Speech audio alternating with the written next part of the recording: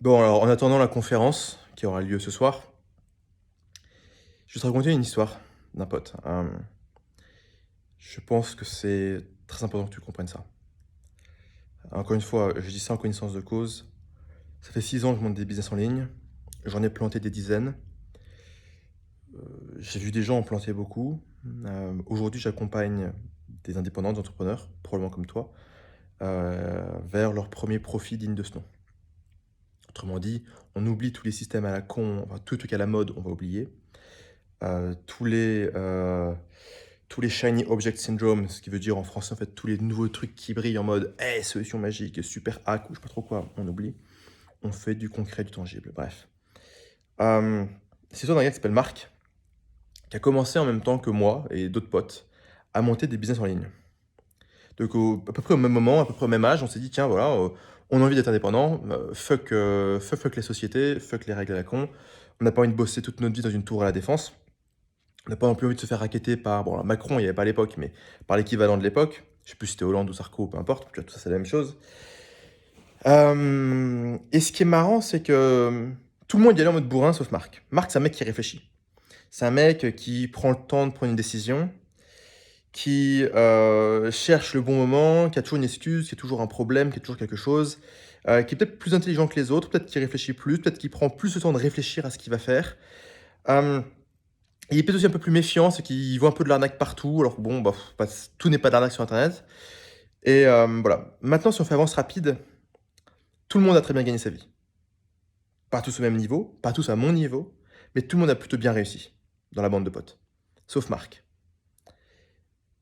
Et je lui parlais l'autre jour. Il habite à l'étranger maintenant, il habite en Amérique latine. Euh, et en fait, le gars,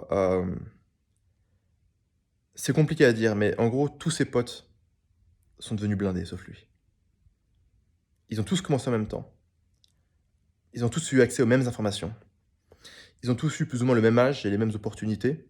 Bon, c'est vrai qu'aucun d'entre nous n'avait beaucoup d'argent, mais ou même du cash tout court, quoi. Mais bon, voilà, on était jeunes, on n'avait rien à perdre, quoi. Et lui, c'est le seul qui a pas réussi. Et honnêtement, c'est dur. Et ça fait mal au cul. Quand on a raté le train, tout le monde est rentré dans le train. Qu'on avait juste à monter dans le train. Mais que pour une raison bidon, genre j'ai pas le temps, j'ai un doute, je sais pas, j'en sais rien, peu importe. On monte pas dans le train, on le regrette souvent longtemps. Et surtout que sur Internet, les trains ne repassent pas. C'est-à-dire, il y a ceux qui ont chopé le e-commerce très tôt et qui ont gagné des fortunes. Aujourd'hui, c'est beaucoup plus compliqué. Il y a ceux qui ont chopé les cryptos juste avant la bulle, et c'est très bien. Il y a ceux qui ont acheté des actions dans les GAFA, Google, Apple, Facebook, Amazon, il y a 5 ans. Ça fait un carton. Bah, certes,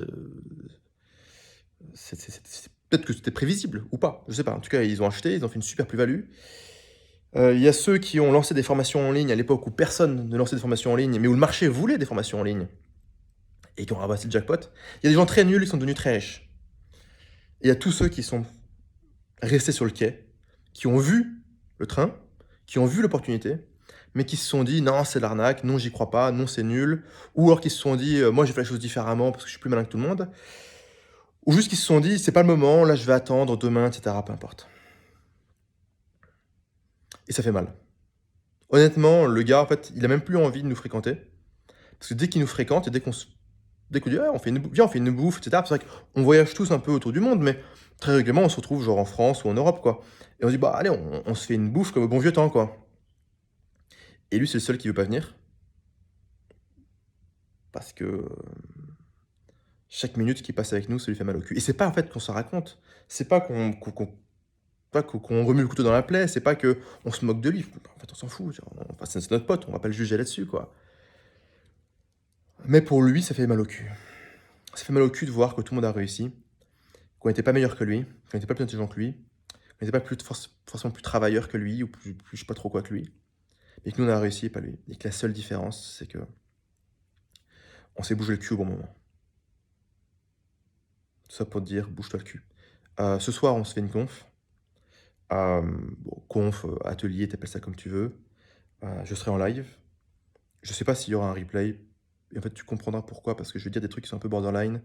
Donc, Peut-être qu'il y aura un replay, peut-être pas. On va voir. Donc, je veux pas faire le truc genre, hey, il y aura pas de replay, viens ce soir et tout. Parce que ça, c'est des conneries. Et je vais pas insulter ton intelligence. Tu sais que c'est des conneries. Le truc, c'est que je vais proposer des choses que je ne veux pas que le grand public sache. Donc, je vais faire ce live et après, je vais voir si je le maintiens en ligne. Et ou si je le maintiens en ligne, enfin, si je le maintiens en ligne, est-ce que je le réserve pas aux gens qui sont déjà mes clients? Enfin, bref. Donc, bouge-toi le cul. Sois là ce soir. Je compte sur toi. Ok? Allez, à très vite.